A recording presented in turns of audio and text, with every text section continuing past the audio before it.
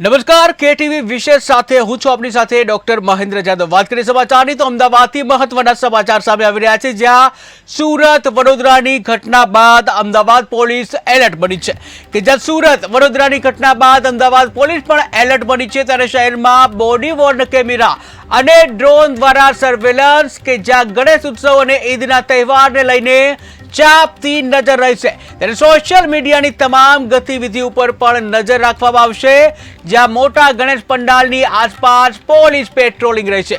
ત્યારે મહત્વના સમાચાર અમદાવાદથી સામે આવી રહ્યા છે કે જ્યાં ગણેશ ઉત્સવ અને ઈદનો તહેવાર જે છે સાથે આવી રહ્યો છે, તેને લઈને પોલીસ તંત્ર સજ્જ છે। ત્યારે સુરત અને વડોદરાની જે ઘટના બની હતી ત્યારબાદ અમદાવાદ પોલીસ એલર્ટ બની હતી। ઉલ્લેખનીય છે કે પરમ દિવસ રાત્રે સુરતમાં ગણેશજીની પ્રતિમા ઉપર પથ્થરમારાની ઘટના બની હતી, ત્યારબાદ વડોદરામાં પણ મૂર્તિને ખંડિત કરવાની એક ઘટના બની હતી। ત્યારબાદ અમદાવાદ પોલીસ એલર્ટ બની છે। ત્યારે શહેરમાં બોડી વોર્ન કેમેરા અને ડ્રોન દ્વારા સર્વેલન્સ કામગીરી હાથ ધરવામાં આવશે। ત્યારે ગણેશ ઉત્સવ અને ઈદના તહેવારને લઈને પોલીસ દ્વારા ચાપતી નજર રખાશે।